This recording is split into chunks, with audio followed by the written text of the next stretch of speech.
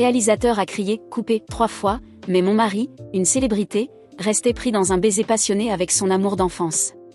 En tant qu'assistante, je leur ai gentiment rappelé la situation.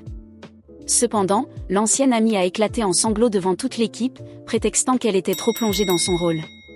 Mon mari m'a réprimandé en disant que mes yeux et mon cœur étaient si corrompus que je voyais de la méchanceté partout. Cette nuit-là, les paparazzis les ont surpris entrant et sortant ensemble d'un hôtel 5 étoiles. Autrefois, cela m'aurait anéanti. Je serais devenue obsédée par lui et me serais précipitée pour gérer la crise de relations publiques, en pleurant en cachette. Mais cette fois, j'ai compris que nos 5 années de mariage secret ne signifiaient rien. Juste après avoir parlé à un avocat du divorce, Eduardo est entré dans le hall avec une trace de rouge à lèvres sur le cou, laissée par son amie d'enfance, Camila. En me voyant, son sourire a disparu, son regard est devenu glacial, et il a dit « Valeria, tu ne comprends pas ta place. C'est une salle de repos pour les acteurs principaux, organisée par l'équipe. Que fais-tu ici ?» Je me suis approchée de la table de maquillage, prenant mon thermos, j'ai répondu avec indifférence. Je récupère mes affaires. Eduardo avait commencé sa journée à 5 heures du matin. J'avais préparé sa nourriture dans le thermos à 3 heures, mais en voyant qu'il n'y avait pas touché, j'ai compris qu'il ne l'avait même pas goûté. Quand il m'a vu me retourner pour partir, il a froncé les sourcils, agacé, et a ajouté. Ne prépare plus de nourriture. Ce n'est pas mangeable. Ce n'était pas la première fois qu'il disait que ma cuisine était mauvaise. Avant, j'aurais explosé et lui aurais reproché, tu ne disais pas que tu voulais manger ce que je préparais pour le reste de ta vie? Pourquoi ça te déplaît maintenant? Mais cette fois, je n'ai même pas pris la peine de discuter. J'ai simplement répondu. L'MMM. En sortant, Eduardo m'a appelé depuis la porte. Ce soir, il y aura un dîner avec l'équipe. Le réalisateur veut que je discute du scénario avec Camila. J'ai fait semblant de ne pas remarquer la culpabilité dans sa voix et j'ai répondu froidement. D'accord. Après avoir fermé la porte, j'ai jeté le thermos à la poubelle.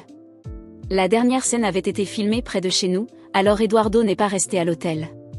Il est rentré vers minuit. Quand il a vu que je ne l'attendais pas dans le salon, comme je le faisais habituellement, il a poussé la porte de la chambre et a dit « Valeria, tu sais que j'ai du mal à dormir. Pourquoi n'as-tu pas préparé mon thé relaxant hier soir ?» Je lui ai répondu en me couvrant avec la couverture. « Je n'ai plus de feuilles de thé. Si tu veux, commande quelque chose en livraison. » Furieux, il a claqué la porte et est allé dans son bureau. C'était sa façon de montrer sa colère. Dans le passé, je serais restée éveillée toute la nuit à m'humilier pour m'excuser. Mais cette nuit-là, je ne suis pas allée le chercher. Ni même au matin. Le lendemain, l'équipe a déménagé le tournage dans une montagne reculée. Pour une fois, Eduardo m'a permis de voyager avec lui dans la même voiture. À peine montée, Camila, portant une robe dos nu, s'est approchée élégamment et a demandé. « Eduardo, tu as un anti-moustique ? Il me pique toujours. » En me voyant, elle a changé de ton. « Ah, Valeria, tu viens aussi ? Alors, je ferais mieux de prendre une autre voiture. » Avant qu'elle ne puisse finir sa phrase, Eduardo a ordonné froidement. « Valeria, tu ne peux pas être raisonnable ? Arrête de faire des histoires. Va dans la voiture des assistants. » Pour la première fois, je n'ai pas discuté. Je suis descendue sans protester. Tandis que je m'éloignais, Eduardo fronça les sourcils. 5 minutes plus tard, j'ai reçu un message sur WhatsApp. Aujourd'hui, Camila a une scène où elle montre ses jambes. Ne te méprends pas. J'ai répondu brièvement. Compris. La bulle d'écriture est restée active pendant quelques minutes. Sans réfléchir, j'ai fermé WhatsApp et éteint mon téléphone. Sans les ordres d'Eduardo, le paysage en chemin semblait plus beau. Cette nuit-là, alors que nous terminions le tournage, une structure montée par les charpentiers s'est effondrée. Eduardo a poussé Camila hors de danger, et tous deux ont roulé au sol, finissant avec leurs lèvres collées accidentellement. L'équipe a applaudi tandis que Camila se blottissait timidement dans ses bras. « Ne vous méprenez pas, il n'y a rien entre nous, dit-elle en souriant. Eduardo n'a rien expliqué, se contentant de la serrer plus fort. Je me suis éloignée en boitant et ai trouvé un endroit isolé pour soigner ma blessure. Quand je suis revenue, tout le monde était parti. L'obscurité m'entourait, et les bruits des animaux sauvages résonnaient autour de moi. Je me suis recroquevillée contre un arbre et attendu, effrayée, jusqu'à l'aube. En descendant la montagne, j'ai enfin retrouvé du réseau et Eduardo m'a appelé, furieux. Valeria, pourquoi n'as-tu pas répondu? Après mes appels, Camila a été piquée par des moustiques. Va à l'hôpital et achète-lui des médicaments. Silencieuse, j'ai écouté sa voix devenir de plus en plus impatiente. Je te donne une demi-heure pour revenir sur le plateau. J'ai répondu calmement. Je suis encore sur la montagne. Il y a eu un silence au bout du fil, suivi de sa voix plus douce. Reste où tu es. Je viens te chercher. Ça prendra 1 heure. Le soleil brillait déjà haut, mais Eduardo n'est jamais venu. Finalement, j'ai traîné mon corps blessé jusqu'au plateau. En arrivant, Eduardo était dans l'attente, terminant un appel avec une nouvelle candidate à l'assistanat. Son regard s'est posé sur mon téléphone et il a demandé froidement. Avec qui parlais-tu? J'ai répondu sans émotion. Avec quelqu'un que tu ne connais pas. Il a supposé que c'était un inconnu et n'a rien demandé de plus. Ensuite, il a jeté une boîte de nourriture sur la table. Je t'ai apporté quelque chose à manger. En l'ouvrant, j'ai senti une odeur aigre de restes avariés. Eduardo s'est raclé la gorge. Quelqu'un a pris la mauvaise boîte. Je me suis allongée sur le lit et ai répondu. Peu importe, j'ai déjà commandé mon propre repas. Son expression s'est assombrie. Pourquoi ne m'as-tu pas dit que tu allais commander à manger? Valeria, je t'ai déjà dit plusieurs fois qu'il n'y a rien entre Camila et moi. Tout est dû à la chimie à l'écran. Pourquoi fais-tu autant d'histoires? J'ai répondu froidement. Je ne fais pas d'histoire.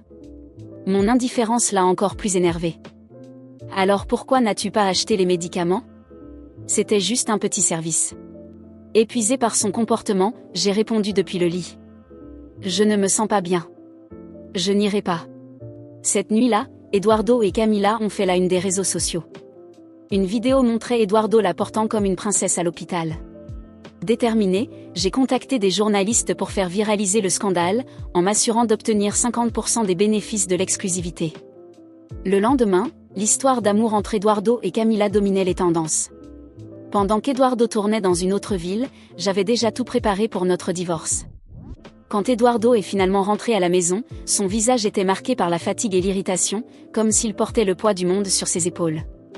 Il a essayé de s'approcher avec la même expression prétentieuse de toujours, convaincu qu'une demande froide ou un ordre implicite suffirait à tout résoudre. Mais, à ma grande surprise, je ne me sentais plus intimidée. Quelque chose en moi s'était définitivement brisé. Valeria, je veux que tu arrêtes de parler à la presse. Tout cela est hors de contrôle. Camila est bouleversée, a-t-il dit en jetant ses clés sur la table, comme si son ordre était incontestable. Je l'ai regardé avec un calme qui semblait l'effrayer. Une lueur de surprise est apparue dans ses yeux en réalisant qu'il n'y aurait ni excuse ni explication de ma part. J'ai pris une grande inspiration et laissé le silence parler pour moi, provoquant une agitation croissante en lui. « Tu m'écoutes » l'a-t-il insisté, sa voix prenant un ton menaçant. « Oui, j'écoute » ai-je répondu sèchement, tout en continuant à plier les vêtements que j'avais mis de côté pour donner, y compris certaines pièces qu'il disait adorer me voir porter. Elles n'étaient plus que des chiffons sans importance à mes yeux. Il s'est rapproché, les bras croisés, les yeux plissés. « Qu'est-ce que tu fais? C'est ridicule. Juste parce que la presse exagère, tu te permets de te comporter comme une gamine? J'ai déjà pris ma décision, ai-je dit, aussi calme qu'un roc. J'ai parlé avec mon avocat. Le divorce sera officiel dans quelques semaines. » Son expression s'est figée un instant, comme si le contrôle lui échappait et qu'il ne savait pas comment réagir. Pour la première fois, Eduardo faisait face à quelqu'un qu'il ne pouvait plus manipuler.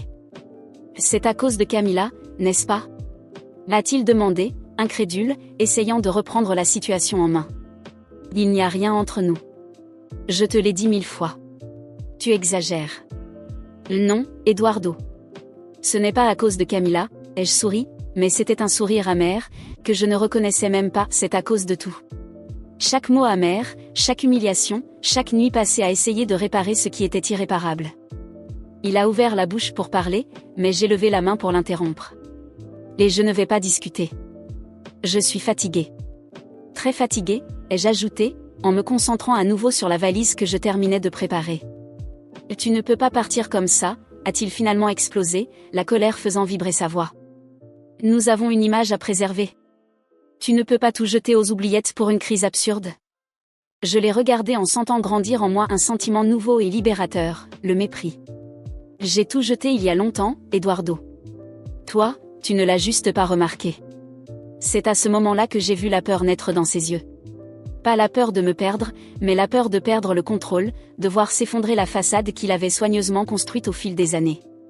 Et, pour la première fois, je l'ai vu tel qu'il était réellement, fragile, vaniteux et insignifiant. Il a reculé d'un pas, comme s'il allait argumenter, mais il n'y avait plus rien à dire. J'étais libre. J'ai pris ma valise, me suis tournée et ai commencé à marcher vers la porte. « Valeria » a-t-il appelé d'une voix plus basse, presque suppliant. Je n'ai pas regardé en arrière. J'ai franchi la porte sans hésiter et l'ai refermée derrière moi.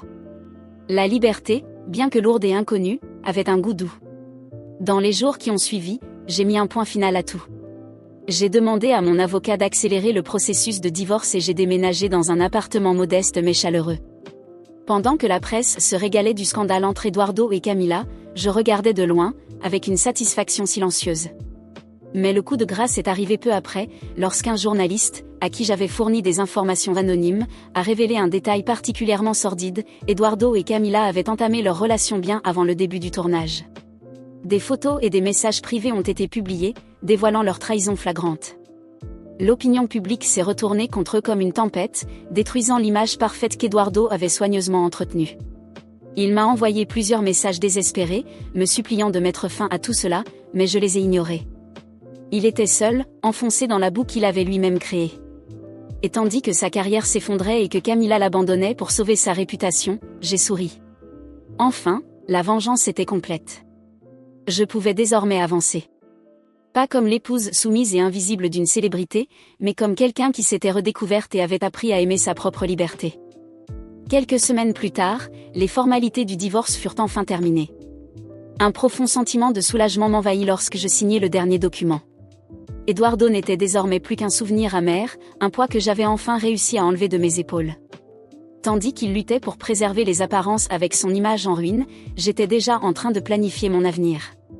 La première chose que je fis fut de créer une entreprise de conseil en communication, spécialisée dans la gestion de crise, comme celle qu'Eduardo traversait. C'était ironique, je le sais. Mais désormais, chaque expérience douloureuse que j'avais vécue à ses côtés deviendrait un outil puissant pour aider d'autres personnes et bien sûr, pour que je puisse prospérer comme jamais auparavant. Les premiers mois après le divorce furent silencieux.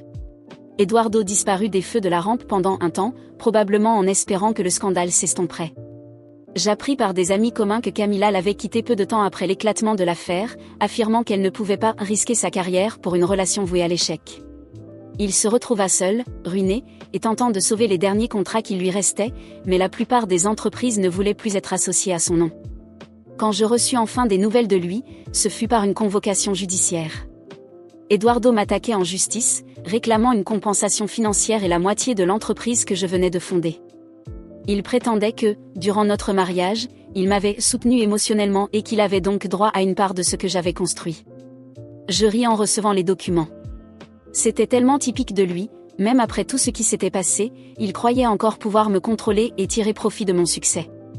Le jour du procès, j'entrai dans la salle d'audience la tête haute, avec la confiance que j'avais mis des années à bâtir. Eduardo était assis au premier rang, affichant ce même air de supériorité qu'il tentait toujours de conserver, bien que son visage trahît son épuisement. Son expression changea lorsque nos regards se croisèrent. Je vis qu'il espérait que je vacille, que je demande une réconciliation quelconque. Mais je ne bronchai pas. Je lui offris simplement un sourire froid et indifférent, comme il avait si souvent fait avec moi. Le procès fut long et épuisant. Eduardo avança toutes sortes d'arguments absurdes, affirmant que mon entreprise n'avait prospéré que grâce à son influence sur ma vie. Mais mon avocat, un véritable expert, démonta une à une ces allégations avec des preuves solides et des témoignages démontrant qu'Eduardo n'avait jamais contribué à rien, bien au contraire, il avait été un obstacle constant. Après des heures d'audience, le juge rendit enfin son verdict, Eduardo n'avait droit à rien. Pas un centime. De plus, il fut condamné à payer les frais de justice pour avoir tenté de me manipuler légalement. L'expression de défaite sur son visage était inestimable. Il semblait incapable de croire ce qui se passait. En quittant le tribunal, je sentis un poids disparaître. C'était la fin. Il n'y avait plus de chaînes, plus de menaces, plus de chantages émotionnels. J'étais libre, et la justice avait été rendue. Avec le temps, mon entreprise prospéra. J'obtins des contrats importants et devins une référence sur le marché. À chaque succès, je repensais aux fois où Eduardo m'avait dit que je n'étais pas capable, que mes rêves étaient absurdes. L'ironie était délicieuse, j'étais désormais une femme indépendante et accomplie, tandis qu'il n'était plus que l'ombre de lui-même, oublié et sans perspective. De temps à autre, j'entendais parler d'Eduardo. Il tenta de relancer sa carrière, mais sans succès. Ses rares amis célèbres l'abandonnèrent, et sans contrat publicitaire ni rôle à jouer, il disparut peu à peu des médias. La dernière fois que j'entendis parler de lui, il vivait chez un parent éloigné, tentant de rester à l'écart des scandales. Quant à moi, j'appris à prendre soin de moi et à me mettre en priorité. Je renouai avec de vieux amis, voyageai, découvris de nouveaux hobbies, et me permis de vivre sans peur ni culpabilité. Je rencontrai aussi un nouvel amour, quelqu'un qui me traitait avec respect et gentillesse, sans jeux émotionnels ni manipulation. Quelqu'un qui était à mes côtés pour qui j'étais, et non pour ce que je pouvais lui offrir. Et bien que j'aie tourné la page, je n'oublierai jamais les leçons que j'ai apprises avec Eduardo. La plus importante de toutes est que l'amour de soi est la seule véritable forme de liberté. Peu importe combien quelqu'un essaie de nous contrôler ou de nous faire croire que nous ne valons rien, nous avons toujours le pouvoir de réécrire notre histoire. Et c'est ce que j'ai fait, j'ai réécrit mon histoire, d'un début douloureux à une fin juste et heureuse. Aujourd'hui, lorsque je regarde en arrière, je ne ressens plus de colère, seulement de la gratitude. Gratitude d'avoir trouvé la force de quitter une relation toxique, d'avoir surmonté les épreuves les plus difficiles, et surtout, d'avoir découvert que la justice la plus puissante est celle que nous nous rendons à nous-mêmes.